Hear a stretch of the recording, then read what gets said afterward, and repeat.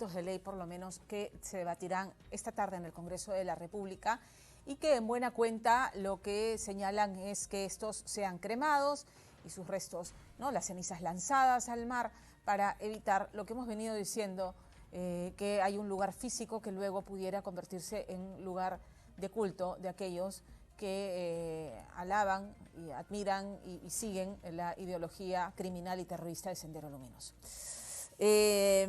Desde Perú Libre opinan que es una intromisión, que aun cuando hay un vacío legal no corresponde, que sería una ley con nombre propio, lo ha dicho el señor Bermejo, y que deberían entregarle los restos a sus familiares. Desde el punto de vista legal, es lo que se está haciendo hasta este momento, la iniciativa legislativa del Ejecutivo y la del Congreso, ¿tienen asidero o se sale del marco legal vigente?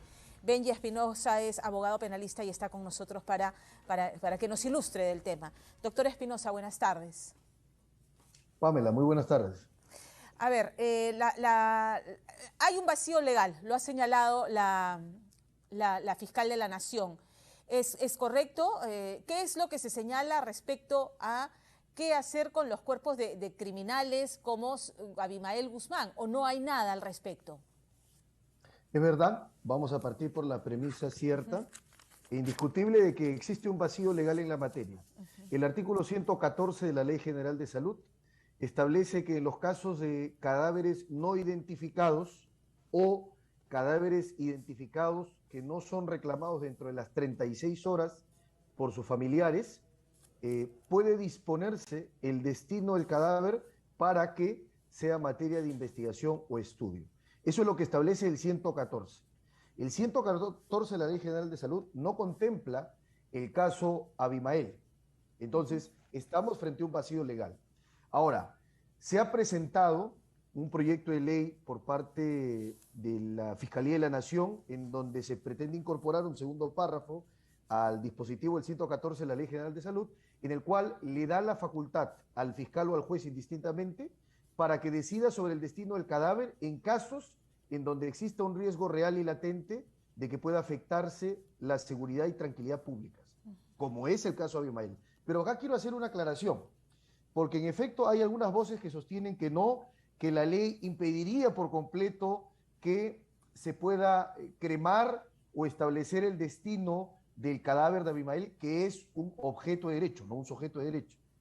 Y no es así, porque fíjense, acá el tema se resuelve con un principio, porque si bien es verdad hay un vacío legal, también la propia Constitución establece que los operadores de justicia, fiscales, jueces, no pueden dejar de administrar justicia por vacío de la ley. Ahí hay que aplicar principios del derecho. Y acá concretamente hay un principio que se aplica, que es el de ponderación de derechos. Por un lado tenemos los derechos de los familiares de Abimael a enterrarlo, pero por otro lado tenemos el derecho primero de la sociedad peruana a gozar de tranquilidad pública y a que el Estado le provea seguridad. Y además tenemos el derecho a la no revictimización de las víctimas de Abimael, que son cuantiosas, que son muchísimas.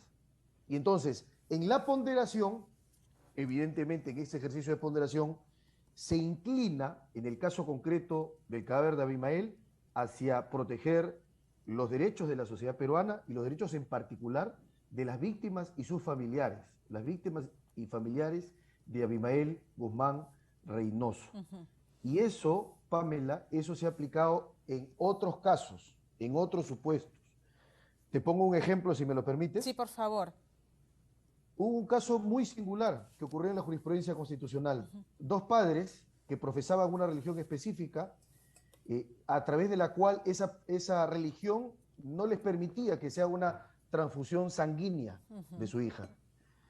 Pero la hija iba a morir si es que no se hacía esa transfusión de sangre. Así que se plantea un amparo y el Tribunal Constitucional logra resolver y dice: los derechos, las libertades de los padres no son absolutas, no son ilimitadas. Y acá hay que ponderar el derecho a la vida, a la salud de la niña.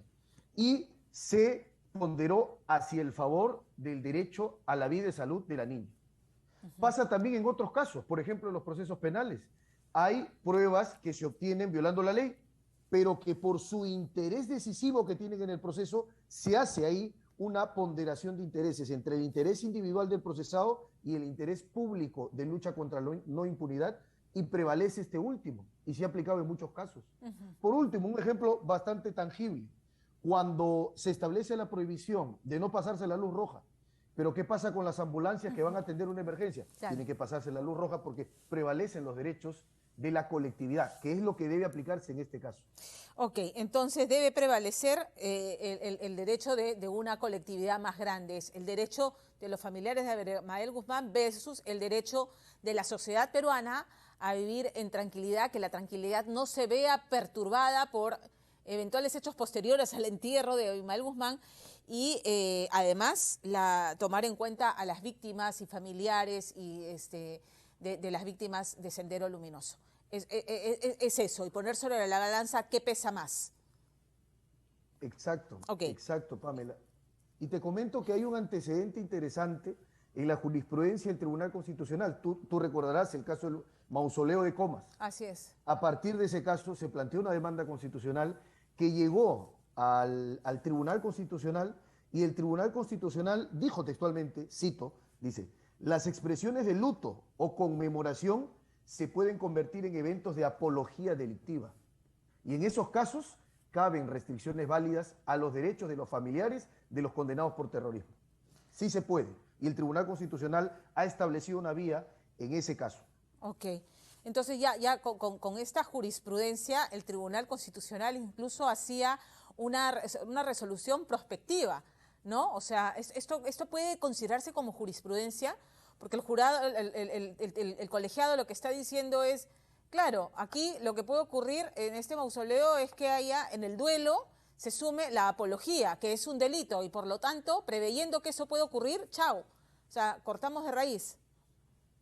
Exacto, y ese es el fundamento, para evitar que la tumba de Abimael, que el cadáver de Abimael, que la inhumación de Abimael puedan ser actos de apología y para proteger precisamente a la población y a las víctimas de Abimael, es que en ese ejercicio de ponderación la autoridad ordena que se cremen sus restos. Doctor, nos ilustraba sobre los aspectos legales, el vacío legal que efectivamente había en la Ley General de Salud respecto a cómo disponer del cuerpo de Abimael Guzmán, del criminal genocida de Sendero Luminoso. Todos los preliminares ya los tenemos claros, entonces efectivamente había vacío legal. Se debe ponderar el bien común antes que el derecho particular, por ejemplo, en este caso de los familiares o quienes sobreviven a Abimael Guzmán a pedir el cuerpo, y incluso hay jurisprudencia respecto y se remite a la resolución del Tribunal Constitucional y el mausoleo de Comas que tuvo que ser derruido. Pasemos ahora a las iniciativas legislativas que se han presentado. No solamente está la del Ministerio Público, sino también, entiendo, hay del Congreso y del Ejecutivo, porque el ministro del Interior, Carrasco Millones, habló de que iba a haber una iniciativa en ese sentido, doctor Espinosa. Muy bien, Pamela. Y sobre las iniciativas debo decir lo siguiente, para que la población tenga claro este supuesto. Ojo, el Congreso no va a resolver el caso de Abimael. El Congreso no puede hacerlo, para que se entienda. ¿Por qué? Porque el Congreso legisla de ahora para adelante, no hacia atrás. El artículo 103 de la Constitución prohíbe que el Congreso dicte leyes retroactivas hacia atrás.